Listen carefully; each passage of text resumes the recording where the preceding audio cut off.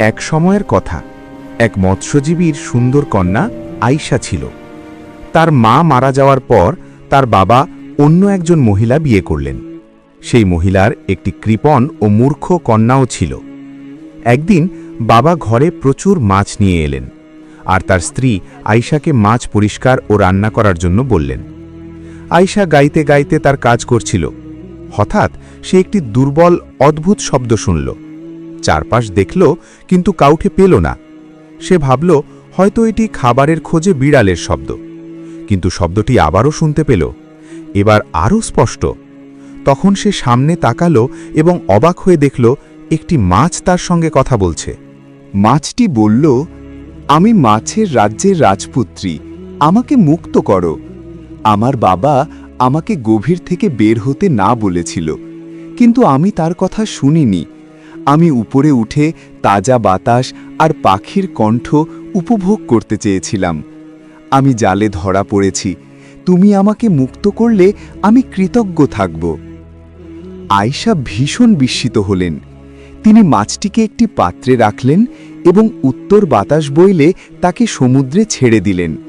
মাছটি একটি ছোট শঙ্খ দিল, যা বাতাসের দিকে ঝুলানো হলে সঙ্গে সঙ্গে হাজির হবে। আয়শা বাড়ি ফিরে কাজ করছিলেন। তার সৎমা রীতিমতো দুষ্টুমি করে খাবারে অতিরিক্ত লবণ যোগ করলেন। বাবা রেগে গেলেন এবং আয়শাকে শাস্তি দেওয়ার চেষ্টা করলেন, কিন্তু আয়শা ভয় পেয়েও যোদ্ধাদের সহায়তা করলেন। যোদ্ধারা খুশি হয়ে বলল, ইনশাআল্লাহ, তুমি হাসলে মুখ থেকে স্বর্ণ ঝরে, কাঁদলে বৃষ্টি হবে। দ্বিতীয় যোদ্ধা বলল, যেখানে যাওয়া সেখানে সিল্ক তোমার সাথে চলবে। আয়শা আনন্দিত হলেন এবং তার হৃদয় ভরে উঠল আশা ও সাহসে। পরে কমলার গাছ ও বিড়ালও ধন্যবাদ জানাল। বিড়ালের চোখে জ্যোতি জ্বলে উঠল এবং অন্ধকার কক্ষ আলোকিত করল। কাঠ গাছের নকশা, সিল্ক ও অন্যান্য জাদুকরী উপহার আয়শাকে নতুন শক্তি দিল। আয়শার ক্লান্তি দূরে গেল এবং তার মন আবার আনন্দে ভরে উঠল। কিন্তু তার সৎমা ক্ষিপ্ত হলেন। আয়শাকে পুরনো জামা পরিয়ে অন্ধকার কক্ষে বন্দী করা হলো। আয়শা একাকী কাঁদতে লাগলেন। অন্ধকারে বিড়ালটি হাজির হল, তার চোখ উজ্জ্বল হয়ে আলোকিত করল। আয়শা দেখলেন অন্ধকার কক্ষে প্রাচীন সজ্জা ও মূর্তির জাদু।